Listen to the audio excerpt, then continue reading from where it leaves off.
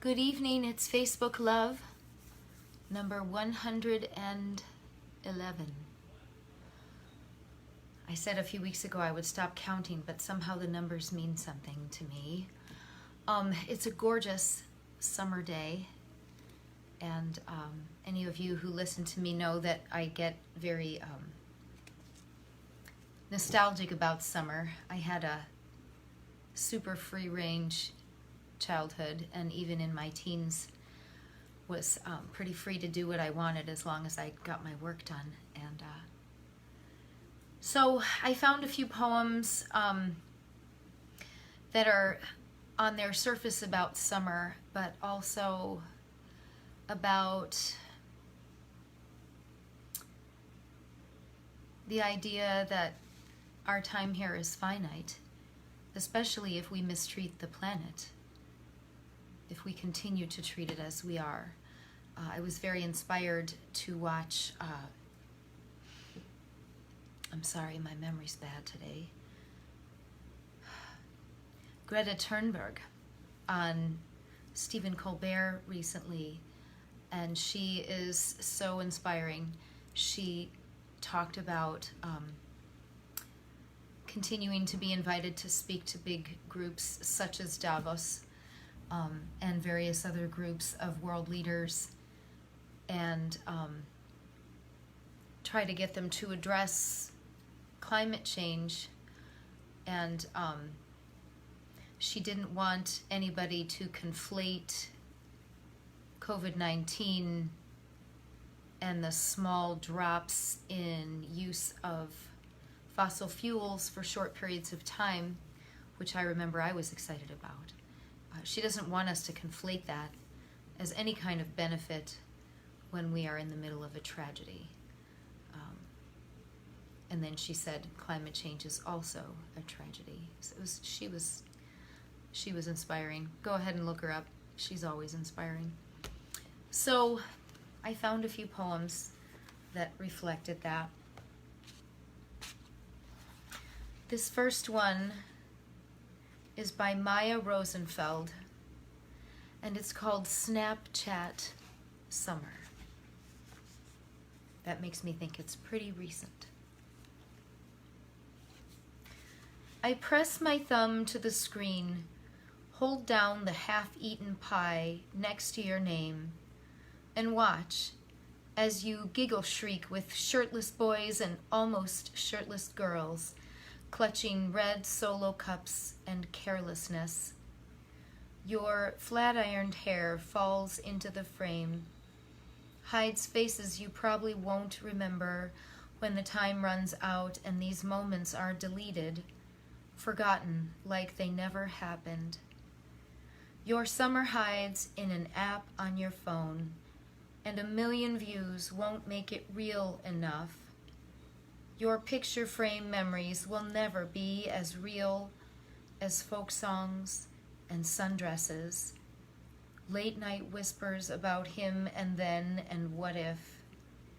Yours is a pictures or it didn't happen kind of summer, and is that even candid type of summer.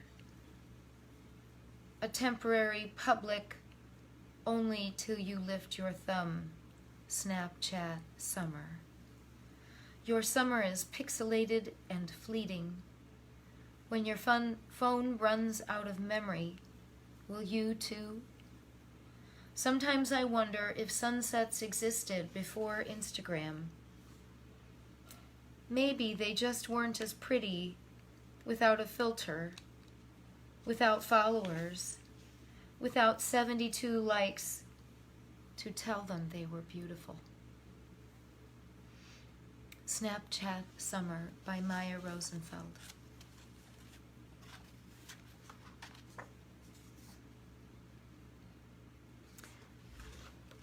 This one is called Kiss of the Sun, from Mary Ruefle.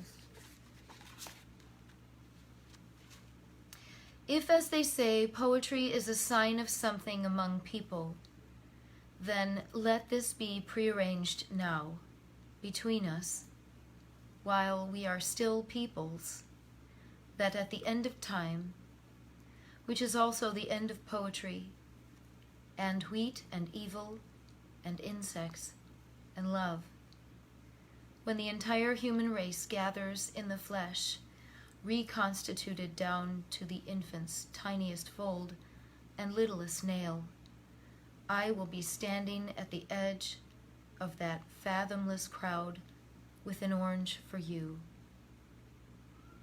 Reconstituted down to its innermost seed, protected by white thread, in case you are thirsty, which does not at this time seem like such a wild guess.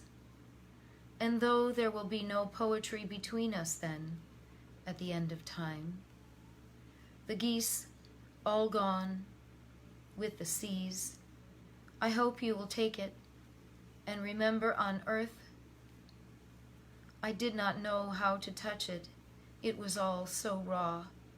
And if by chance there is no edge to the crowd or anything else so that I am of it, I will take the orange and toss it as high as I can. Kiss of the Sun by Mary Ruefle. I started doing Facebook Love 3 days after we started sheltering in place. I know the day. It was the 19th of March. And here we are at the end of July, not quite the end. And that first week I believed that this was going to be a few weeks, maybe a month. Then it was going to be a few months. Now it's been months and months. Put on a mask. I went 3 places today and I just wore my mask everywhere that I was around people. No big deal. I don't know why it's even a topic. I read something today about the scientist Larry Brilliant, and he knew that we could have nipped this whole thing in the bud within, 6 to 8 weeks if we had just done what the science told us to do. But we didn't. We didn't because we don't believe in science. We didn't because our leaders, especially the administration, gave confusing messages that changed too often and were not based on science. Science changes. That's not confusing. As we learn, what we're supposed to do changes. But for whatever reason, we didn't do it. And so we're in a pickle. And we still have time to fix it.